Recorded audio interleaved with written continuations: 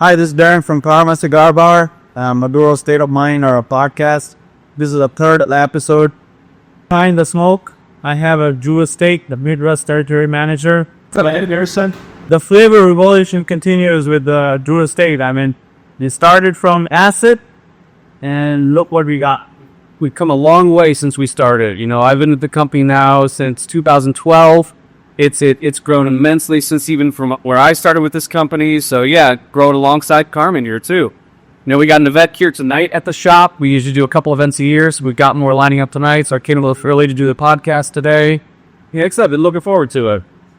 So Ben, tell me, how'd you get into an industry? You know, it's a funny story. So cigars was nothing I ever expected to get into. You know, when I turned 18 years old, there's not a lot you can do at 18, but one of the things you could do is buy tobacco. So it was sort of a lark. I decided with my buddies, like, hey, let's go buy a cigar. Let's smoke a cigar on my 18th birthday. And there was something about that experience that just really grabbed my attention. And I tend to get a little obsessive about stuff. If I really get into something, I'm really going to get into it. So all through college, I was really doing a lot with cigars, trying every cigar I could get my hand on, reading every cigar publication out there. At the time, online forums were a big thing, so I was very well about different forums, different meetup groups, and really just started learning every single thing I could about premium cigars. So after I got out of college, I was working a full-time job, and really decided that the cigar thing was something that kept pulling me. And so I found a cigar shop about an hour away from where I lived. I started commuting 3 days a week on top of a full-time job just to work a few hours a week at a cigar shop to see if this was something I was interested in. And then as soon as possible, quit my full day job, went full-time working in the premium cigar business on the retail side. And then over those years, the lounge I was working on, we did a lot with Drew Estate, so I got to know the Drew Estate crew very, very well. And developed a very nice relationship with Jonathan Drew. And he actually brought me into the company then in 2012 as the Midwest Territory Manager. So yeah, a little over 13 years now, I took something I was obsessed with and turned it into a career I love. That's awesome. Yeah. So tell me a little bit more about what else do you like besides cigars? Yeah, so I mean, obviously, like, cigars is what I do for a living. I'm still a massive cigar smoker, but I've always been into craft beer. Lately, I've really gotten into the natural wine scene, so organic, you know, non-additive wines. So wine's become a big thing for me. Big into art, big into tattoos, as you can see. Love horror movies. I'm a big reader, big into sci-fi, big into horror. So, you know, outside of cigars, I'm also really active in outdoors activities. I'm a big backpacker, hiker, camper. So I get out to the woods as much too, you boss. How many cigars do you pack from you? But more than necessary. You know, I just did a big trip out to Washington State with my wife, hiking for a week, and I probably took 75 cigars will be for 5 days. Wow. I'm not going to smoke that many, but I like variety. I never want to be lewd for. I travel heavy. That's all. Traveled heavy. So I know we just mentioned that you go for wine, right? I do. I'm a beer drinker. I'm a wine drinker. You know, for me, it's I've always enjoyed any craft kind of stuff. So cigars for me was that handmade craft style product. Same with craft beer. Same with, you know, some of the more craft wine style stuff. Exactly. I look forward to stuff that I like getting involved with the people behind the product. And cigars was after me too. The people behind these cigars, the people behind making the wines I like. I always like to go a little bit behind the scenes of this stuff. I get access to that. So, what other have you done any wine tours, and do you like particular wine? Or I like a lot of wine, just like cigars. I like cigars from a lot of manufacturers. I like a lot of cigars from different countries. For me, I am very partial for French wine, but I've also made a lot of contacts and a lot of friends in the Michigan wine industry. I think Michigan is actually really upcoming.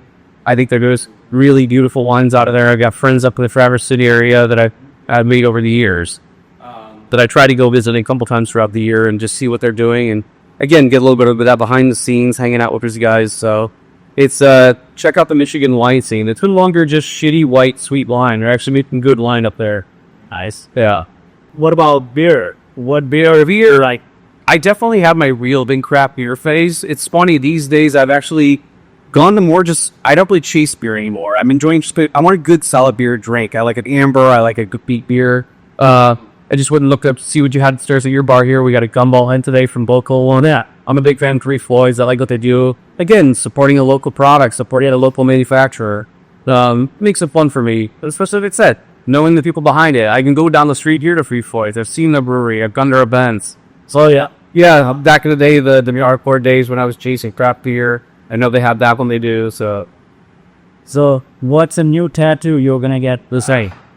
It's a tough call, man. I'm still trying to figure out what I'm going to do with the rest of this arm. It's a big time commitment. It's, I'm very busy with my travels with this job, so it's trying to find the time to carve it out. And, I work very closely with my tattoo artist, so we got some ideas popping, but I'm not ready to commit to anything quite yet.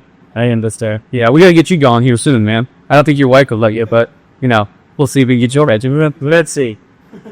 So, do you recall our trip to Nicaragua together back in 2014? Yeah, so, a lot of people know the Drew Estate used to run a program called Cigar Safari, where we would bring consumers, retailers down to our factory in Nicaragua, in Esteli. You had the experience to reach some people from your shop. We teamed up with a couple other stores in Indiana to bring a group down. I really miss doing those trips. Yeah, it was a blast down there. The one thing I remember is, the Nicaraguan, our chef down there, wasn't used to serving a vegetarian, so you ate nothing but rice and beans for like 4 days. But, I definitely remember that trip. It was a good time. Plantain. A lot of plantains, a lot of beans, a lot of rice. Yeah. Stay away from the salads. You'd have to raw veggies in Nicaragua. But I remember, man, you would help me blending cigars at the Nicaragua factory and Little Safe factory. Yeah, so as part of that tour, obviously, we would, Drew Estate's representing Hoya, Nicaragua, the oldest cigar manufacturer in Nicaragua since 2008. So as part of these trips, we take people over to Hoya as well as the Drew Estate factory, and a big part of these trips is doing these blending seminars. So Hoya has their blending seminar, and then we had a really in-depth one at First State. So I tend to help out people with the blends, getting to understand the tobaccos, what's going to work together, what's not going to work together, and then putting together these custom blends for our customers to go down there. Do you still have some of your cigars? Nice. Yeah, I can never hold on to that stuff. As soon as I blend a cigar, they just disappear. So. And most of it's crap. But if once in a while you get something that actually works out pretty well. But it also shows you how hard it is to blend a good cigar. It's not easy. That is true. I still have actually blending notes from 2014. You still have all the notes? I gotta find mine. I have them somewhere. I don't know where I put that stuff. Back in the day, I used to do a lot of these trips, so I blended quite a few different cigars down there. I'm gonna have to go see if I can find my notes somewhere on all the different stuff we'll blend it. No, it's fine. Oh, yeah. Such a blast down there. I mean, getting people down to the factory, getting people to experience what Nicaragua can offer.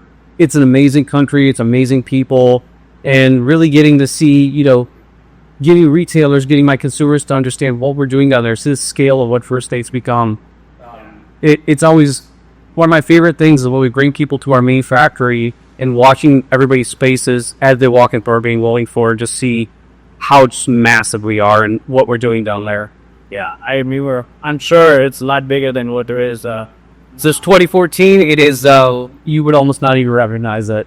It's, we've outgrown our space again. Expanding, we're always looking for new facilities. We're spread out around Esteli again.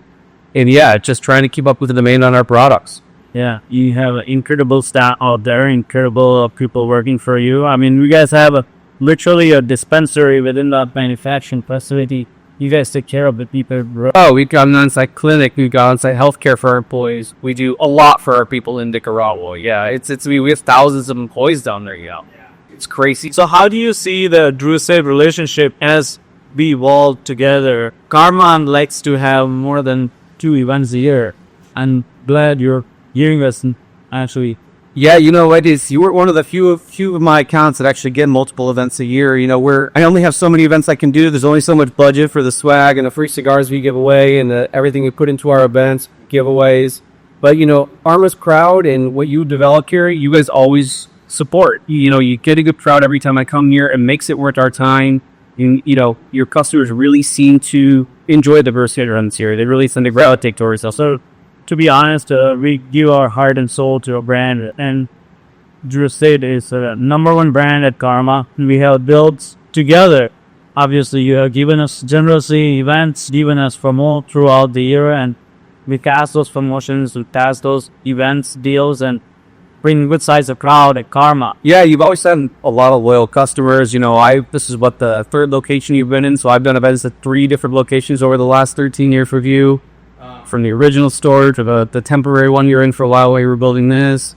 So and it's your guys that followed you around. I've been selling with some of your same consumers since day one. Yeah, so you have a lot of loyalty with the area here. Ben, you guys have a Burrasly underground Nicaragua tobacco, Nicaragua, Antonio. We got a every portfolio these days. We have ligas, and in ligas you have multiple categories.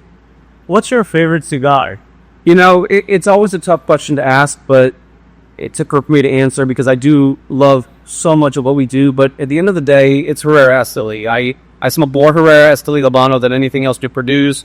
I've always called this my skeleton key as a cigar. It doesn't matter the time of day, how many cigars I smoke, what I'd be eating. Herrera Esteli for me always hits me where I want. I look at the balance of it. I look at the flavor profile. I look at the complexity of it. But outside of Herrera Esteli, I am a Liga Privada smoker. For Liga, I tend to lean towards the original number 9, as well as the new H99. H99 being one of our newer ones. Really, really grabbed my attention. I love that Barolo hybrid we're doing in this cigar. But outside of Liga, outside of that, I do smoke Underfrown, the 10th anniversary. I like our Underfrown Shane quite a bit. But I've actually been gravitating towards some milder cigars lately. So my morning cigars, we live in our 20-acre farm, utilizes a Florida sun-grown tobacco, something very unique to Drew Estate. Within Drew Estate's blends, we use a lot of very unique tobaccos. If there's a country growing tobacco, we're probably purchasing tobacco from them, including a lot of the U.S. crumb stuff. All the Liga Privada wrapper comes out of Connecticut. We use stuff out of Kentucky. We use stuff out of Louisiana, Florida. So we have some very unique blends we do in per steaks. We're blenders. We don't do just straight People Robin cigars. We have a new product out, Deadwood Dominicana. It's our first real feature of Dominican tobacco. The industry is really shifting towards Nicaragua. So, of course, Drew Estate's going to do the opposite. And we're going to push towards Dominican. Yes. So we're always going to kind of do what makes sense at Drew Estate, happily following industry trends. Drew Estate's always marched to the beat of its own drum, even though that drum really didn't fit the rest of the industry. You are the trendsetter.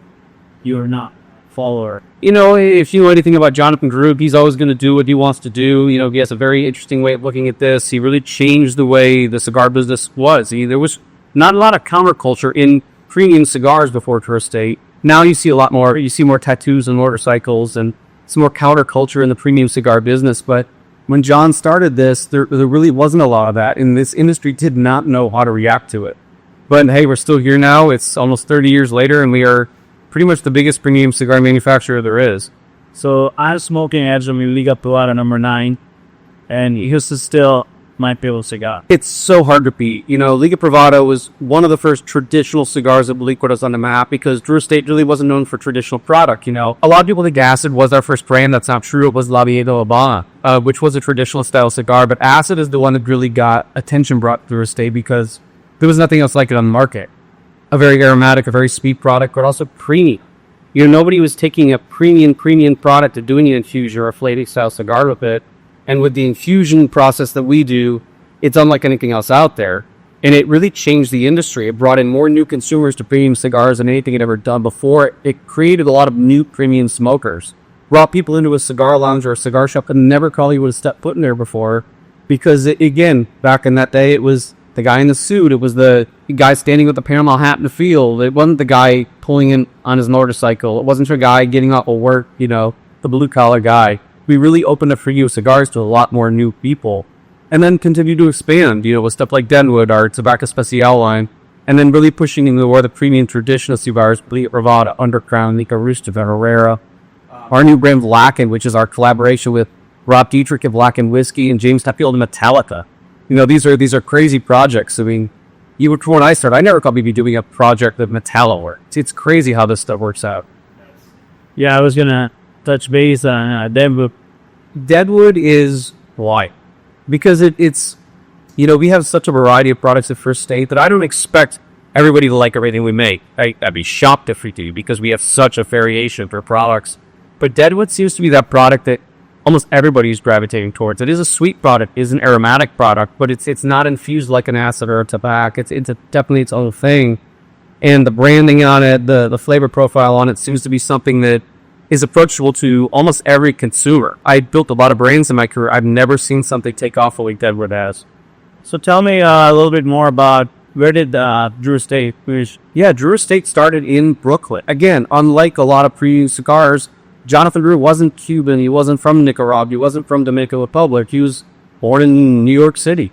So John and Martin started with a little kiosk at the World Trade Center as a cigar retailer. eventually started manufacturing our own cigar through actually Nick Perdomo Sr. back in the day was making the original La Viejas. And then in the late 90s, then John did the unpredictable thing and moved to Nicaragua. At the time, nobody had done this. There wasn't a guy from New York that was raised on the Wu-Tang Clan as the hip-hop scene and the art scene of New York, starting a cigar company. It was unheard of. But you went down there, started a small factory, did down there, learn the culture, learn about people, and really built Drew Estate from the ground up. And it was a passion project. It was something that, he believed in, and he found the right people down there and was willing to do it his way. He wasn't compromising. He was going to do the cigars he wanted to make. And luckily, it worked. Yeah. Do you remember how many events Jonathan did? Graham did Rumi. Hard. John was one of the early guys out there really doing events in stores, really building his name that way. And Midwest was actually one of his key markets when he was really back on the road. And he was doing hundreds of events a year. He's really not doing as many now. He's earned his stripes. He doesn't have to be out there doing this stuff. He's doing our key events. He's doing our barn smoker events, our trade shows, some of key events around the country. But, he built this in the stores. He built this getting to know this consumer base, spending time with retailers, spending time with consumers, bringing people to Nicaragua, and really being that guy on the street. So it was, again, kind of game-changing for the industry back in that time.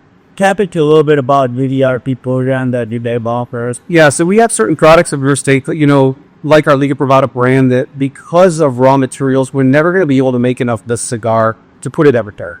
So I don't remember what the year it was. We started this program called the Drew Diplomat Program, or Drew Diplomat Retail Program, was what you're in. And that's how we handle our limited edition products, certain releases we do.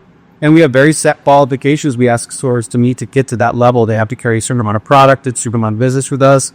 And that's because we want you to invest in our brands. If you're going to get Liga Privada, you're going to get our top tier, you're going to have to work with us. You're going to have to carry our other brands. You're going to have to work to promote those brands. And, it really support us, right? And then we're going to support you.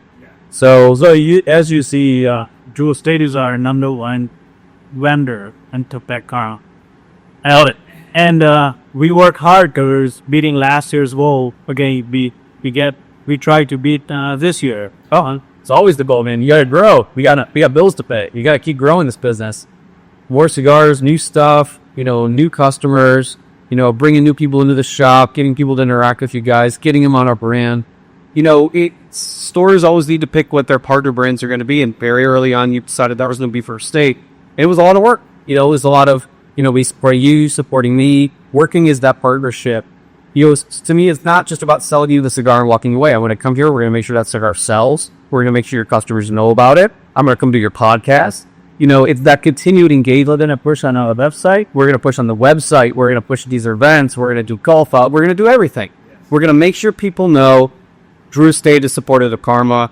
Karma is going to support Drew Estate. We're going to have the vast variety of our products available here for your customers. So, any new launches coming in? Nothing I could talk about. We just launched Deadwood Dominicana, a little bit of an offshoot in Deadwood, more of a traditional style cigar with sweet cap. We are very secretive about our releases. We have a program called Freestyle Live. Yeah. Freestyle Live is how we're doing our new releases at Drew Estate, which is where we send a package into you guys as a retailer containing some unbanded cigars with some cool swag. These are cigars that we're going to be releasing, but we're not going to tell you anything about. We're going to get these cigars to your consumers, get them to taste something with no brain and no marketing, no price points. It's risky. Because what if that cigar they don't enjoyable? We're still going to release this thing. Yes. We've been very lucky that these releases have gone over very, very well. Went to freestyle program. So when is the next? Coming soon. We actually got a video next week. I believe it's next Tuesday or Wednesday. I've checked my calendar. Where you can check on the First State website. We will have a Freestyle Lab program announcing the next kit coming.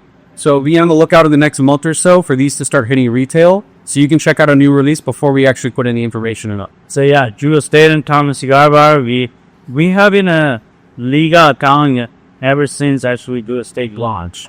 Burrito.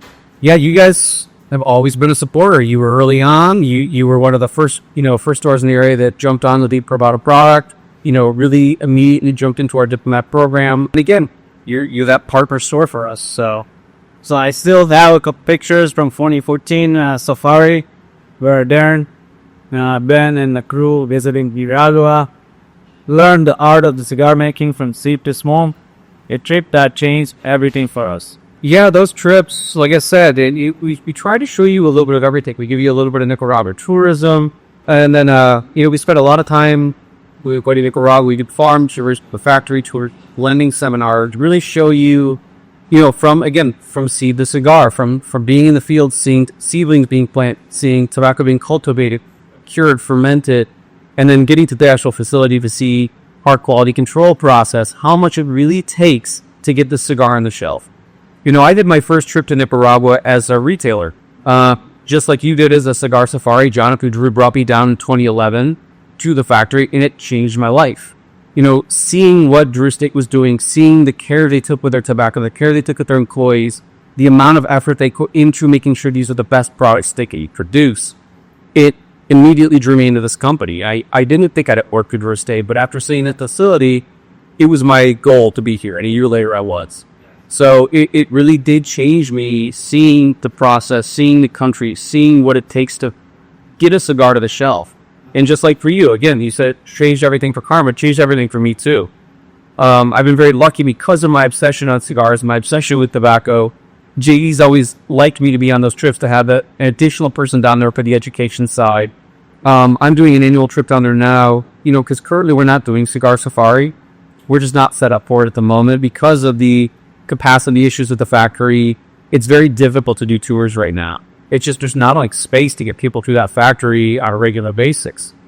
So the only way we're really doing tours at the moment is through Puro Sabor, the Nicaraguan Cigar Festival, which is usually running end of January, which is open to anybody. It's the Nicaraguan Cigar Fest. Pretty much every Nicaraguan cigar manufacturer is a part of it. You get to do tours, factory tours, farm tours. Every day there's a lunch at one of our farms, big gala dinners every night. So I'm now going down every year to do education at our factory. I'm helping run our tours down there for that. Because, again, this is what I do all day. So getting consumers from all over the world. We have people down there from Hungary, Korea, Japan, the Netherlands. You get people from all over the world that are coming to Esteli to see what we're doing, to see what this premium cigar world is. Because Esteli has really become the focal point of that, especially in Nicaragua. That is where we're all at. That's where all the factories are. It's really where the big boom of tobacco has come from, is Esteli. So what you're suggesting is go to Puro Sabor. Yes, yeah. Okay.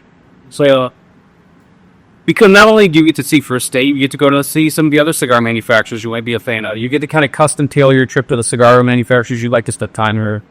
Okay. So in my opinion, if you have any interest in going to Nicaragua, Puro Sabor is the way to go. I'm sure tickets are actually going to go on sale soon for next year. So if that's something that interests you, get online, go to Nicaragua Cigar Fest, and check out that trip. You come see me. Awesome. So our top-selling brands are Acid Cuba Cuba, Iliga No. 9, Tobacco Special, Mico Rustica, Underground Duo, and Deader. And this did not happen overnight. Now, obviously, our numbers gradually grew with the events we did. So I want consumer to come out and check us out during the event and post-event, pre-event, see how Parma culture is all about. No, absolutely. I mean, because it's you're selling Twisted Cigars, not even outside the events outdoors. Yeah. And I do try to come spend my time. When I'm not doing events here, you're doing store visits, spending time with your consumers, getting to know your guys. Talking to these people, seeing what they're smoking, seeing where we can direct them towards our products. Having that continued customer engagement with your clientele is important for Gross Steak. It's important for me. I want to get to know who's in your store, what they're smoking, how can we get them on our products. Yes. Yeah. And keep your top selling cigars being Gross Steak. You got to keep that going. Yes. Not only a top vendor, the top SKUs are also comes in at the steak family, So tell me how the journey from infused to a bold and rusted cigar. I think it was a natural progression. Really where it started was with Steve Saka as our president back at the time. When Steve Saka came on board for Steak, he was not an infused smoker. He wasn't smoking acid. So that's really where Liga Privada was born, was that, between Steve Saka, JD, Nick Galullo at the time at the company, they started blending this cigar, really never planning on putting it on market. Liga Privada, because of the raw materials, they knew this was something we were never going to be able to really really produce in enough numbers to really make sense. The cigar was too good to not put out there.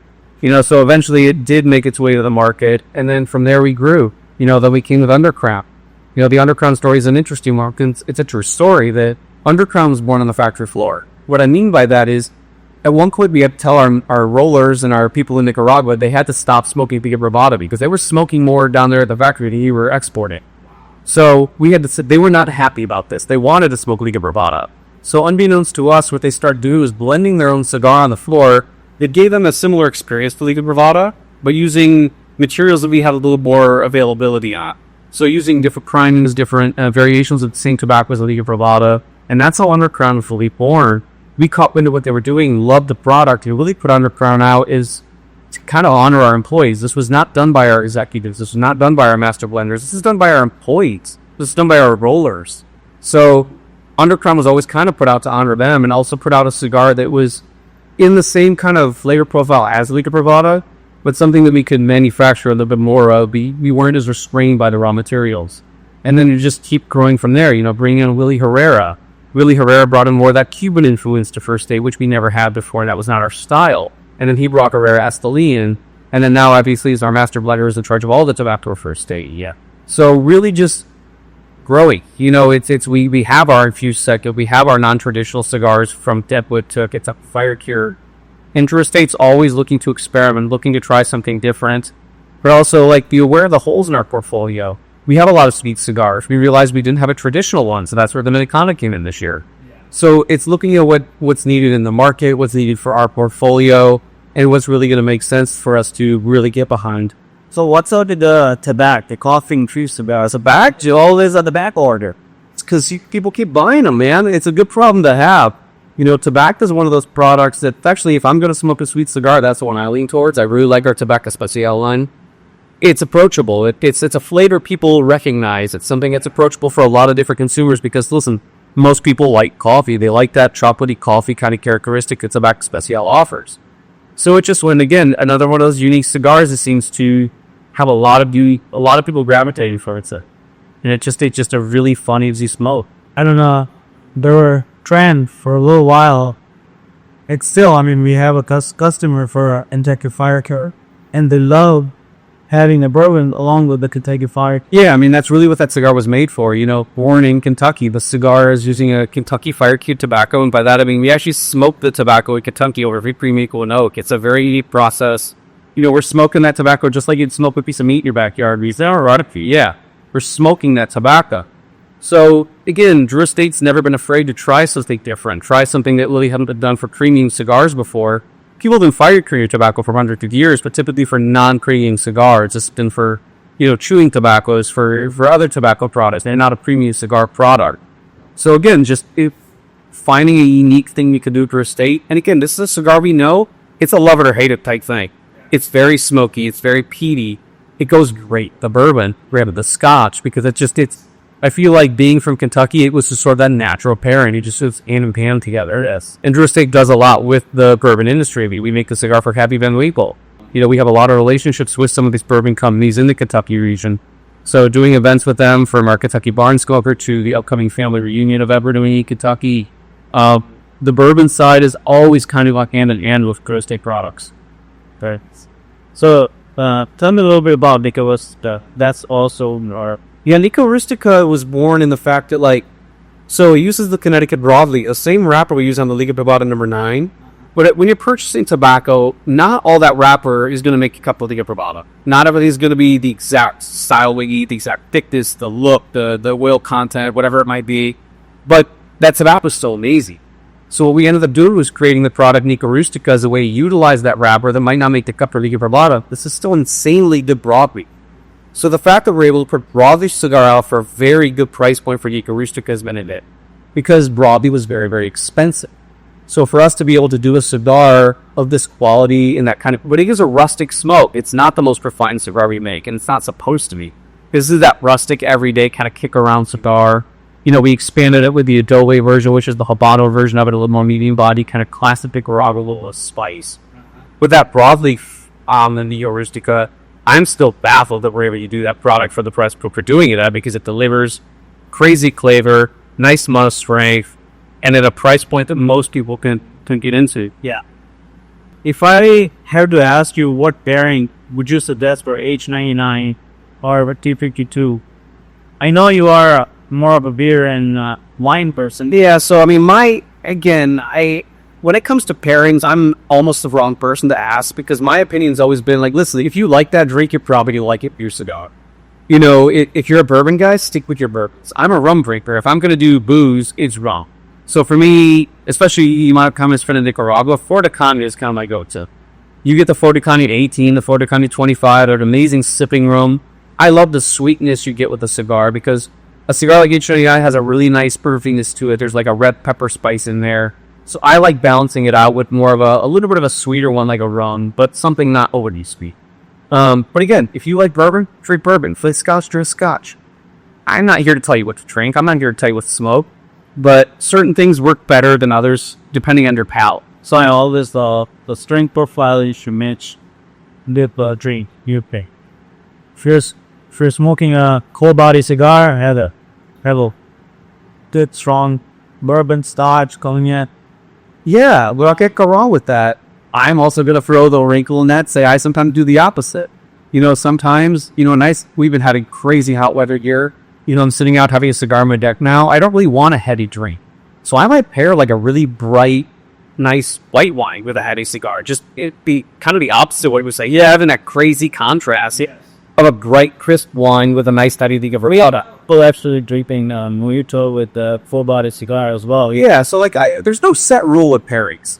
So, I mean, obviously, yes, the more common pairings would be bourbons and scotches and old fashions and more of that classic darker cocktail with a headier cigar. But I'm kind of here to tell you to mix it up, try something different, see what works for you. You know, try if you're I'm drinking like I said, this is a wheat beer, not something people might not necessarily go with a cigar. But it's 95 degrees outside, and I want something crisp. I want something light that's gonna go okay with my cigar, not overpower it right now. So yeah, I'm going to throw a wrinkle in here and tell you that, like, yeah, do whatever you want for pairings. How about food-wise? Food-wise, again, I typically don't eat a lot while I'm smoking. I will, don't get me wrong, I love a cigar during a good cigar dinner.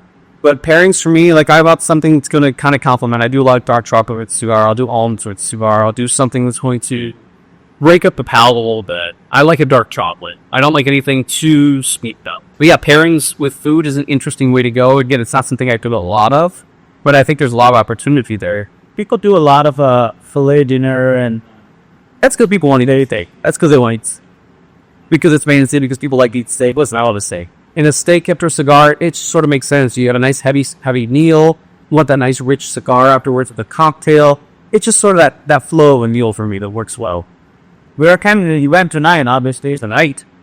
But we're also having an event on December 5th, 2025. The event highlights are, like, Ben always comes with a lot of cool swags on his trunk as well. But True Estate sends us a lot of swags, a lot of promo, and we try to bring at this 50 to 75 people during the event. Yeah, with True Estate, anybody can come to the store and run a tea. We want to create experience to your customer. You want to interact with your customer base with cigars they're not going to get everywhere else, swag that they can't get outside of an event. You'll give them that reason to come to the store. Because we don't sell our swag. We don't offer it to you to buy. Yeah. Only offer this stuff during events to promote our sales. So if you want that cool shit, you got to come to the events. You know, for this one we're doing tonight, we're offering the H29 Phineas Gage. That's a Lancero version of the H29. Yeah. You're only going to get that if you come to a state event. You're not going to see that on the store in your average a pound. We know a lot of people like with that double Verona double. Yeah, we just launched the double Verona. That's a brand new size. We just put out the H99. Yeah. But again, we always try to offer something at these events from a unique cigar, new swag. You know, we change up our cigar swag for these events at least 3 times a year. So, you know, we do 3 events for you every year. So we try to have a different set of swag for each of those events to get your customers to come back, to get them to get that new swag, to get them any rare cigar. Whatever we're offering for that particular port. And then also you get to meet Ben. He keep coming out with me. Yes. And talk to him about anything from blending process to what we just talked about, how cigars are produced, what environment, what takes cultivation, certain tobacco, and then you have to age tobacco or what do. There's a lot of process in the aging, in the rural process to there is so much of all tobacco. You know, I'm still learning. You know, it's every time I'm in Nicaragua, I'm learning something new. I've been, like I said, with this company 13 years. I've been in the industry 17. I've been smoking cigars for 20 23 years now. I still learn something new every time in those areas. Every time I'm talking to Willie, every time I'm talking to JP, constantly you're learning more and more about the process, tobacco, the aging, everything that this is involved with. And, we have an amazing group of people on the road. Obviously I'm in Wisconsin, Illinois, Indiana, Minnesota, a little Iowa. Well, we've got, there's 18 of you running around the country. So, check out your local first state event. Go pick your Drew Estate territory manager's brain. You've got a great group of people out there, that love what we do. It's Drew Estate really embraces that culture. We're big on the education side. We're big on talking to our consumer base. We want to spend time with the people that enjoy our products. I remember actually in Jonathan Key to the event that you are not opening here. Yeah, what year was that? 20s, it's a Jesus. And we had a line throughout the door to have a chat with Jonathan too and get autograph the lots of stuff. That's the one thing when John was doing his events. It was very different than what I'd seen from a lot of different manufacturers. That John also spent time with. It's not just about getting the photo and signing the box.